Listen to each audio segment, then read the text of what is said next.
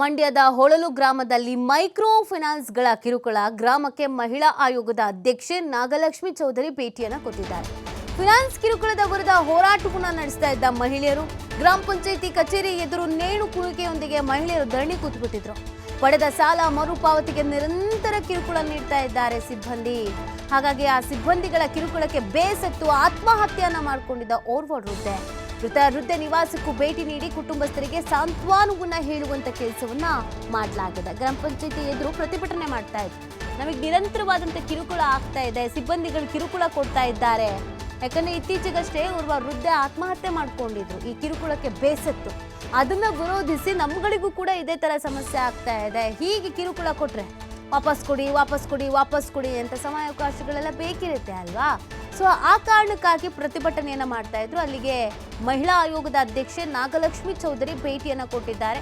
ವೃದ್ಧೆಯ ನಿವಾಸಕ್ಕೂ ಕೂಡ ಅವ್ರು ಭೇಟಿ ಕೊಟ್ಟಿದ್ದಾರೆ. ಜೊತೆಗೆ ಅಲ್ಲಿರುವಂತಹ ಮಹಿಳೆಯರ ಜೊತೆಗೆ ಮಾತನಾಡಿದ್ದಾರೆ. ಧೈರ್ಯ ಹೇಳುವಂತ ಕೆಲಸವನ್ನ ಅವರು ಮಾಡಿದ್ದಾರೆ. ನೇಣು ಕುಣಿಕೆಯನ್ನ ಹಿಡಿದು ಮಹಿಳೆಯರು ಧರಣಿಯನ್ನ ಮಾಡ್ತಾ ಇದ್ರು. ನಮಗೆ ತೀರಾ ಸಮಸ್ಯೆ ಆಗ್ತಾ ಇದೆ, ಮಾನಸಿಕವಾಗಿ ಕಿರಿಕಿರಿ ಆಗ್ತಾ ಇದೆ, ಈ ತರ ಮಾಡಿದ್ರೆ ನಾವು ಇಲ್ಲಿ ಇರೋದಕ್ಕೆ ಆಗಲ್ಲ ಅಂತ ಅಸಮಾಧಾನ ವ್ಯಕ್ತಪಡಿಸ್ತಿದ್ರು.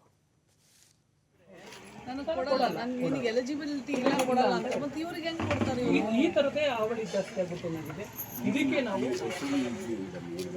ಹೆಣ್ಮಕ್ಳು ತಗೊಂಡ್ಬಿಡ್ತಾರೆ. ಆಮೇಲೆ ನಮ್ಮ ಮಹಿಳೆಯರು ಯಾಕೆ ಇವರು ಡಾಕ್ಯುಮೆಂಟ್ಸ್ಗೆ ಸುಮ್ಮನೆ ಸರಿ ತಗೋತಾರೆ, ಈಸಿಯಾಗಿ ಅಲ್ಲೇ ಕೊಡ್ತಾರೆ.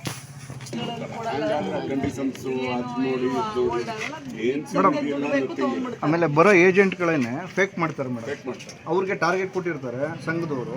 ಅವ್ರು ಏನು ಮಾಡ್ತಾರೆ, ಇಲ್ಲಿ 6 ಜನನ ಗುಂಪು ಮಾಡಿಬಿಟ್ಟು ನಾವು ಲೋನ್ ಕೊಡ್ತೀವಿ ಅಂತ ಅನ್ಕೊಂಡು ನಮ್ಮ ತಾವು ಆಲ್ರೆಡಿ ತಗೊಬಿಟ್ಟವಿ ಅಂತಂದ್ರೂ ಅವ್ರೇನು ಮಾಡ್ತಾರೆ, ಇಲ್ಲ ಕಣಮ್ಮ 2,000 ರೂಪಾಯಿ ಕೊಡು, ನಾನು ಆಧಾರ್ ಕಾರ್ಡು ಮತ್ತು ಇದನ್ನು ನಾನೇ ಇದು ಮಾಡ್ಕೊಬತ್ತೀನಿ ಕಣಮ್ಮ, ನೀ 2,000 ರೂಪಾಯಿ ಕೊಡಬೇಕು ಅಂತ. ಅವ್ರು ಅದಕ್ಕೆ 2,000 ಕೊಡಬೇಕು. ಮತ್ತು ಇವ್ನು ಲೋನ್ ಮಾಡಿಕೊಡೋದಕ್ಕೆ ಇವ್ನಿಗೆ 2,000 ಲಂಚ ಕೊಡಬೇಕು. ಅಂದರೆ 50,000 ಲೋನ್ ಕೊಡ್ತಾರೆ ಅಂದರೆ ಅವ್ರು 5,000 ರೂಪಾಯಿ ಇಲ್ಲೇ ಕಳ್ಕೊಬಿಡ್ತಾರೆ. ಹಂಗೆ ಮೇಡಮ್ ಪ್ರತಿಯೊಬ್ಬರೂ 8ರಿಂದ 10 ಲಕ್ಷ ಮೇಡಮ್ 350 ರೂಪಾಯಿನೂ ಸಂಪಾದನೆ ಮಾಡಲ್ಲ ಇವ್ರು ಡೈಲಿ.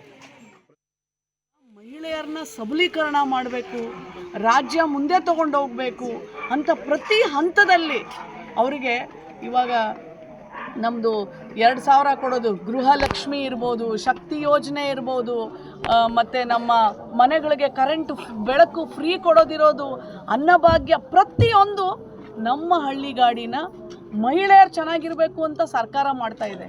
ಅಂಥದ್ರಲ್ಲಿ ನಮ್ಮ ಸರ್ಕಾರ ಈ ಥರ ಊರಿಗೆ ಈ ಥರ ಪ್ರಾಣ ತೆಗೆಯುವಂಥ ಮೈಕ್ರೋ ಫೈನಾನ್ಸು ಈ ಮಟ್ಟಕ್ಕೆ ಎಂಟ್ರಿ ಆಗಿರೋದಕ್ಕೆ ನಾವು ಎಲ್ಲೋ ಒಂದು ಕಡೆ ಕಡಿವಾಣ ಹಾಕೋ ಟೈಮು ಭಾಳ ಹತ್ತಿರ, ಅಂದರೆ ಹತ್ತಿರ ಅಲ್ಲ, ಇವತ್ತು ಭಾಳ ಇಂಪಾರ್ಟೆಂಟಾಗಿ ಎಮರ್ಜೆನ್ಸಿಯಾಗಿ ಈ ಮೈಕ್ರೋ ಫೈನಾನ್ಸ್ಗಳಿಗೆ ಕಡಿವಾಣ ಹಾಕೋದು ಭಾಳ ಮುಖ್ಯ. RBI ಬ್ಯಾಂಕಿನ ಪ್ರಕಾರ ಯಾವ ಥರ ರೂಲ್ಸ್ ಆ್ಯಂಡ್ ಕಂಡೀಷನ್ಸ್ ಇದೆ ಅದೇ ಥರನೇ ಎಲ್ರಿಗೂ ಅಪ್ಲೈ ಆಗಬೇಕು. ಬಟ್ ಇವ್ರು ಯಾವ್ಯಾವ ಥರ ಈ ಥರ ಆಮೇಲೆ ಫೇಕ್ ಅಕೌಂಟ್ಸ್ ಕ್ರಿಯೇಟ್ ಮಾಡ್ತಾರಂತೆ. ಫೇಕ್ ಮಾಡಿದಾಗ ಕಂಪ್ಯೂಟರ್ನಲ್ಲಿ ಯಾವುದು ತೋರಿಸೋದಿಲ್ಲ. ಅವಾಗ ಏನಾಗ್ತಾರೆ, ಸಾಲಕ್ಕೆ ಇವರು ಅರ್ಹತೆ ಇದೆ ಅಂತ 1-2 ಸಾಲ. ಇದು ತಡೆಗಟ್ಟಬೇಕು.